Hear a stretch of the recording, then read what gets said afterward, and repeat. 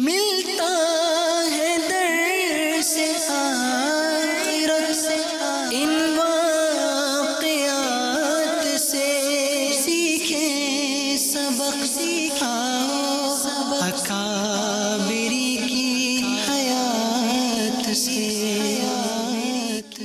الحمد للہ رب العالمین والصلاة والسلام علی سید الانبیاء والمرسلین، اما بعد فاعوذ باللہ من الشیطان الرجیم، بسم اللہ الرحمن الرحیم۔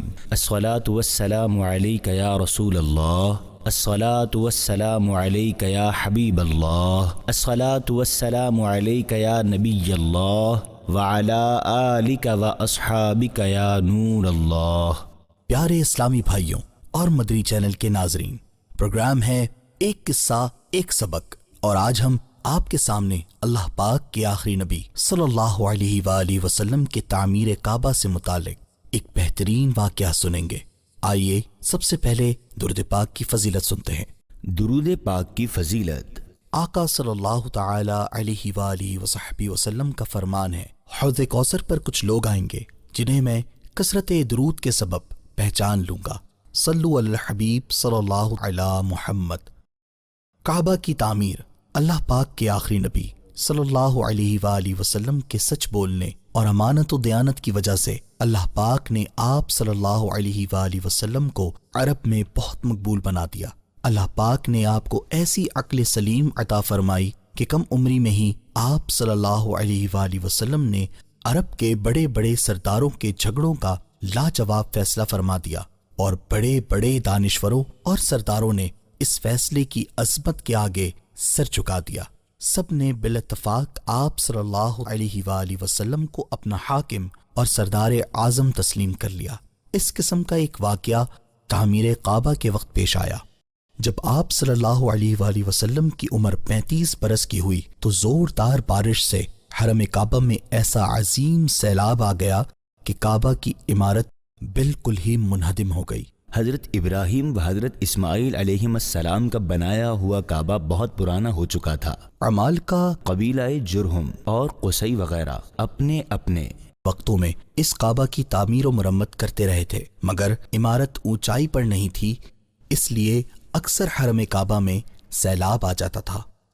کعبہ کی حفاظت کے لیے بالائی حصہ میں قریش نے کئی بند بھی بنائے تھے، مگر وہ بند بار بار ٹوٹ جاتے تھے۔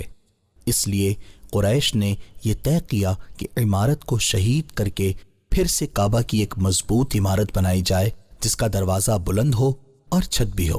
قریش نے مل جل کے تعمیر کا کام شروع کر دیا۔ اس تعمیر میں حضور صلی اللہ علیہ وآلہ وسلم بھی شریک ہوئے، اور سرداران قریش کے دوش بدوش پتھر اٹھا اٹھا کر لاتے رہے۔ مختلف قبیلوں نے تعمیر کے لیے مختلف حصے آپس میں تقسیم کر لیے۔ جب عمارت حجر اسود تک پہنچ گئی تو ہر قبیلہ یہی چاہتا تھا کہ ہم ہی حجر اسود کو اٹھا کر دیوار میں نصب کریں تاکہ ہمارے قبیلے کے لیے یہ فخر و اعزاز کا باعث بن جائے۔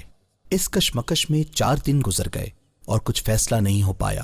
5ویں دن حرم کعبہ میں تمام قبائل عرب جمع ہوئے اور اس جھگڑے کو طے کرنے کے لیے ایک بڑے بوڑھے شخص نے یہ تجویز پیش کی کہ کل جو شخص صبح سویرے سب سے پہلے حرم کعبہ میں داخل ہو اس کو پنچ مان لیا جائے۔ وہ جو فیصلہ کر دے سب اس کو تسلیم کر لیں۔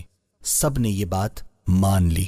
اللہ پاک کی شان کے صبح کو جو شخص حرم کعبہ میں داخل ہوا وہ حضور رحمت عالم صلی اللہ علیہ وآلہ وسلم ہی تھے۔ آپ کو دیکھتے ہی سب پکار اٹھے کہ واللہ یہ امین ہے، لہٰذا ہم سب ان کے فیصلے پر راضی ہیں۔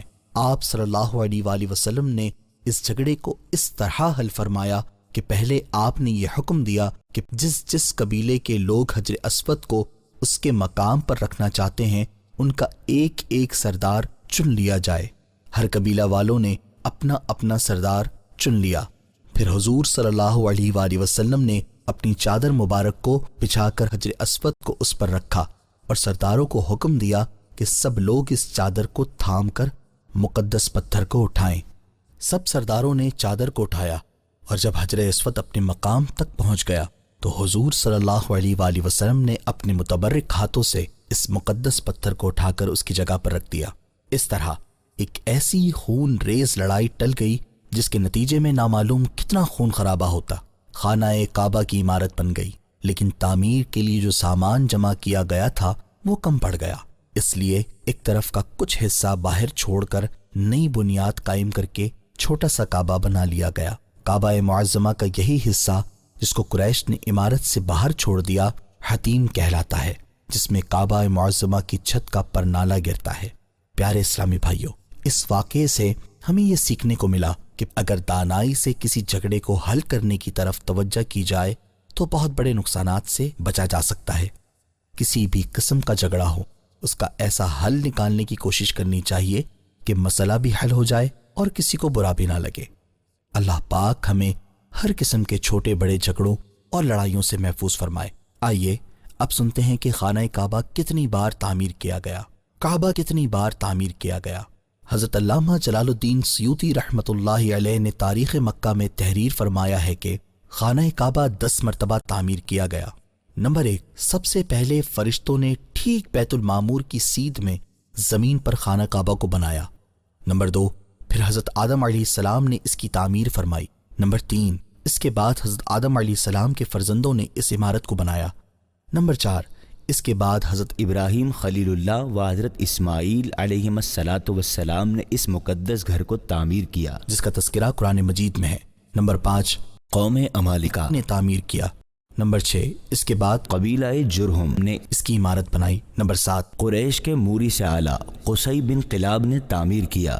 نمبر 8، قریش کی تعمیر جس میں خود حضور صلی اللہ علیہ وآلہ وصحبہ وسلم نے بھی شرکت فرمائی، اور قریش کے ساتھ خود بھی اپنے دوش مبارک پر پتھر اٹھا کر لاتے رہے۔ نمبر 9، حضرت عبداللہ بن زبیر رضی اللہ عنہ انہوں نے اپنے دور خلافت میں حضور صلی اللہ علیہ وآلہ وسلم کے تجویز کردہ نقشہ کے مطابق تعمیر کیا۔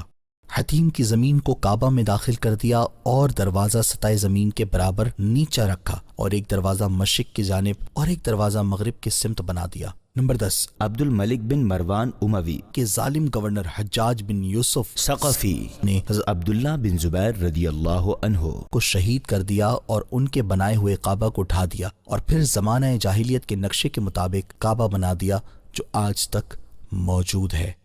پیارے اسلامی بھائیوں، آج کے پروگرام کا وقت اختتام کی طرف بڑھ رہا ہے۔ آئندہ ایک نئے واقعے اور سبق کے ساتھ حاضر ہوں گے، تب تک کے لیے اجازت دیجیے۔ اللہ حافظ۔ ملتا ہے در سے آخرت ان واقعات سے، سیکھیں سبق سکھاؤ اکابری کی حیات سے۔